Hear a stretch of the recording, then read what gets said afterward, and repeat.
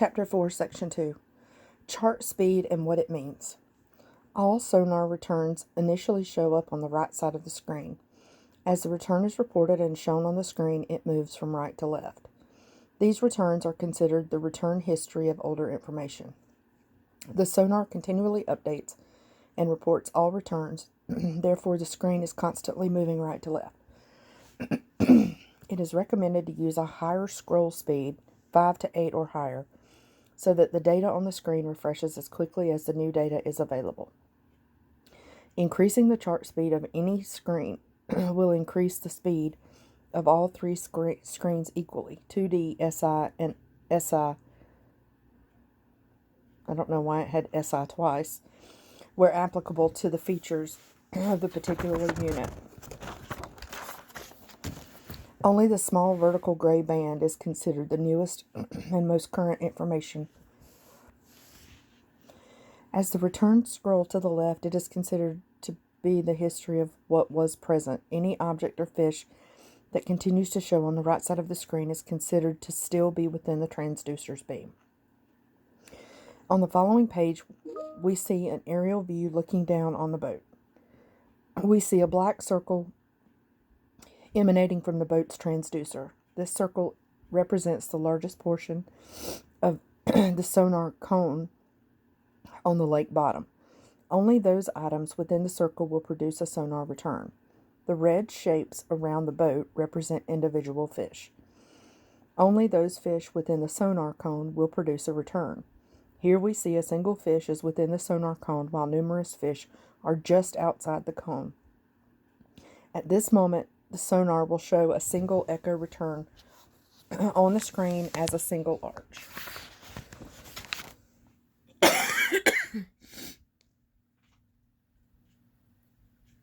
This is on page 46.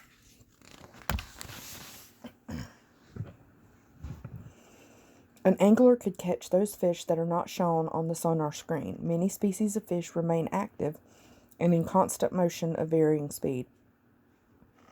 While the presence of echoes on the screen may indicate the presence of fish, the lack of echoes does not mean their fish aren't near. It only means they are not currently in the sonar cone. From the 2D illustration above, we are unable to tell if the fish in School B are swimming into or away from the sonar's cone. If no other arches appear on the screen, the fish were leaving the area. If more arches appear, then fish were entering the cone. There is no way to know until it occurs. Again, the sonar would show the arches on the screen moving from right to left, indicating the depth of the returns, but would not indicate where in the beam the fish would be located.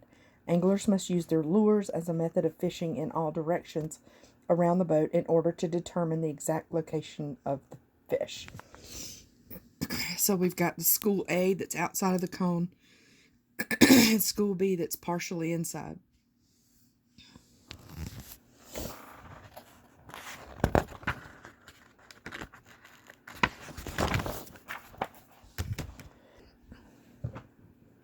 In the illustration below, we see a similar situation.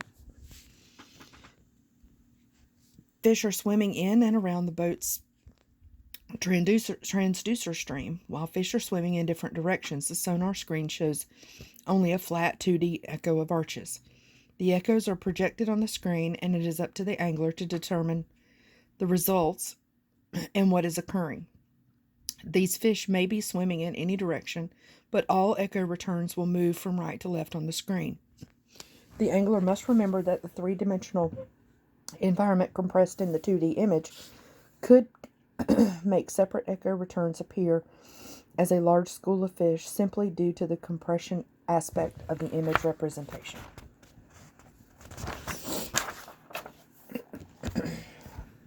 Below is a series of 3 screen images. Image A is the first snapshot of a sonar screen. B is a snapshot of the same screen a minute later. And C is of the same screen after 1 minute more. In all these 3 screens, images occurring over a period of 2 minutes. A is returning showing fish within the transducer beam. B, all fish are swimming or suspended within the transducer beam, and new arches continue to be created. And C, the fish have moved. Some of the fish have moved outside of the transducer beam as the right side of the screen is now clearing. Image C does not indicate that the fish have left the area, only that the fish are no longer in the sonar beam. The fish may have risen higher in the water column and therefore above and outside of the beam's conical shape. The fish could be outside the beam's conical shape but still within casting distance of the angler. The only way to know is if the angler continues to fish but nothing is caught. Duh.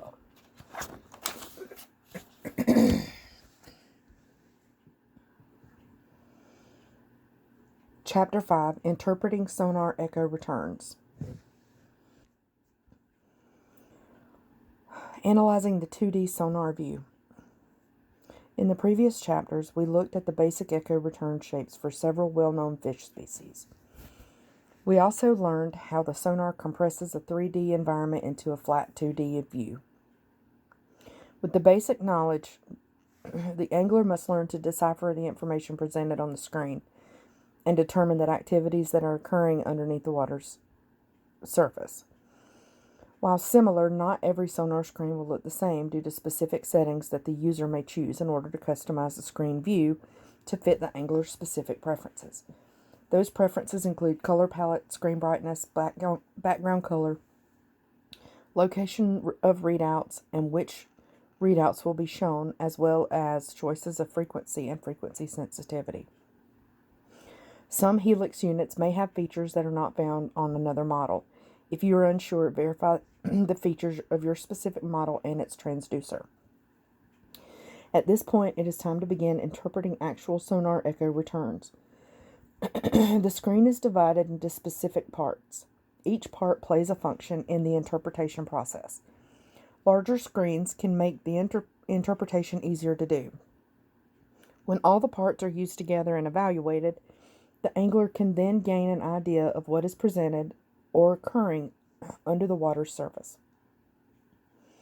Once proficient, anglers can better target certain species and determine the presence or absence of fish. But in the end, it is only the fish that can choose to bite the bait. Below is a photograph of a real screen sonar echo return from the author's Humminbird Gen 2 Helix 12 Megachirp. The screen is broken down into 4 main areas. This is on page 50. 1, the lake surface or sub-bottom. The lake subsurface or bottom. The dark red indicates this is a hard base mud or clay with little to no silt. A flat, dense red line indicates a fairly flat lake area. 2, the color palette. The color palette's color bar indicating soft returns as light blue and the hardest as dark red. In addition to the color palette color bar, this area also shows the depth at which echo returns are found in the water column. These numbers will change as the depth of the lake bottom changes. Here we see the surface is listed at 0 feet, the first depth line at 10 feet, the second at 20, the third at 30. Is slightly below the lake bottom, which is listed at 25.8 feet, and the bottom is the depth notation of 40 feet. The digital depth readout matches the lake bottom along the scale on the right. It should be noted that this is based on the location and depth of the transducer on the boat and not the actual distance from the surface to the lake's bottom unless the distance was adjusted in the setup tab.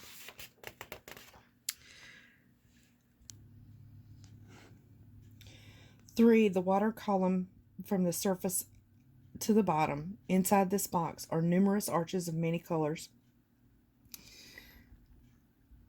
Each arc is the echo return from a fish, and in this case, a school of hybrid bass. While there are a few distinct arches that can be singled out, the angler has to see the image and separate the 2D image into an imagined 3D environment. The overlapping arches and white color, also known as the negative space, between the arches provides an indication of the density of the fish below.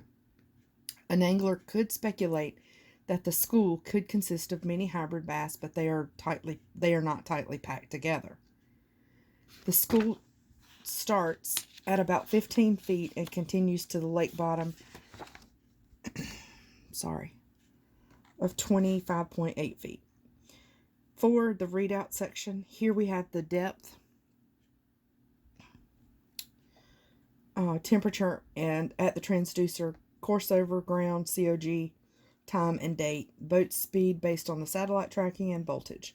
The user can choose from a wide section of data that they want to view in the boxes, as well as the orders which they are listed. The angler must become very skilled as reading and interpreting the screen with accuracy. The data that is represented here is of great importance. When we are unable to tell the location of the fish in relation to a specific compass direction, we do know height and species. This would allow an angler to know whether the species is their target species, whether their lure or bait would be appropriate for the species, and the depth. Because many species of fish move constantly, taking too long to interpret this information could mean that the fish have moved on by the time the angler is ready to cast. That's the end of chapter 5.